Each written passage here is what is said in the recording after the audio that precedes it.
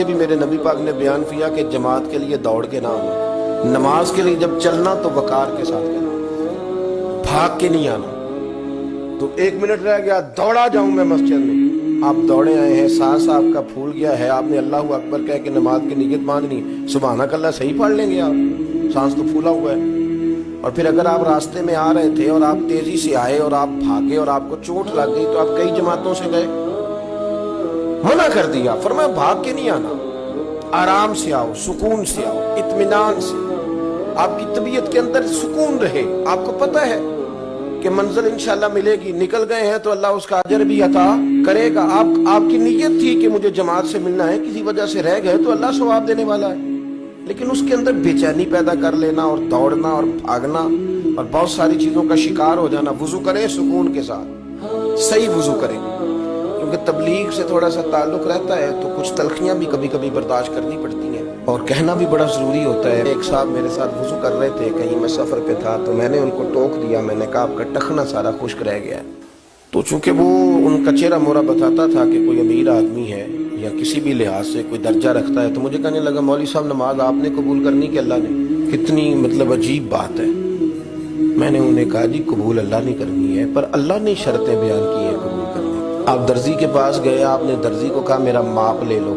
شرط لگائی کہ اس ماپ کا کرتا ہو، اس ماپ کا میرا پاجامہ ہو، اس ماپ کے میرے بازو ہو، شرط لگا کے آئے آپ۔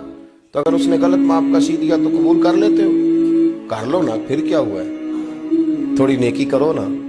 کوئی اب باز نہیں، بس تھوڑا سا 4-5 انچ بازو چھوٹا رکھا ہے، کوئی ایسا مسئلہ نہیں، پھر کیا ہے، تھوڑا سا جو ہے وہ پاجامہ آپ کا اس نے تنگ کر دیا، آپ ذرا موٹے تازے تھے تو پورے ہی نہیں نا صرف آ رہے، تو سی تو اس نے دیا نا، کر لیں گے قبول۔ کیوں؟ اس کی وجہ یہ ہے کہ آپ نے شرط لگائی تھی کہ میاں یہ میں تمہیں ماپ دے کے جا رہا ہوں، میں نے جو سوٹ پہننا ہے وہ اس دائرہ کار کے اندر سلا ہوا ہوگا تو پھر میں پہنوں گا۔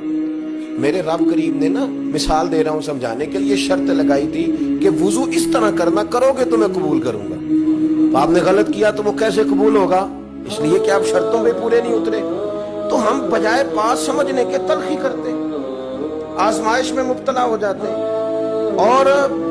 یقین کریں کہ پھر وہ چونکہ ہم جلد باز ہیں، آوازار ہیں، پریشان ہیں، تو ایسے سخت جملے کہتے ہیں۔ میں تو اللہ تعالیٰ کے فضل سے کئی دفعہ ہنستا ہوں سخت باتوں پہ، اور میرا تو ذہنی طور پر یہ ذہن بن گیا، میں کہتا ہوں یہ پریشان آیا تھا بیچارہ گھر سے،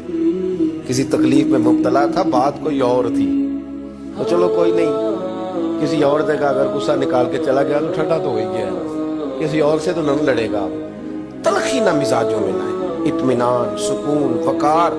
اور میں آپ کو بتاؤں، جو والد ہے، جو باپ ہے، جو بڑا ہے، جو گھر کا بڑا ہے، اگر اس کے مزاج میں جلد بازی ہو، ماں ہو یا باپ ہو، آپ یقین کریں بچے بیچارے آزمائش میں آ جاتے۔ سارے دکھ ماں باپ کے نہیں ہیں، کچھ بچوں کے بھی ہیں، بچے آزمائش میں آ جاتے ہیں، یار بابا جی سنتے ہی نہیں، ہر بات میں جلدی آئی نہیں، یہ تلخ ہے، یہ کہتے ہیں میں نے کہہ دیا تھا، ہوا کیوں نہیں؟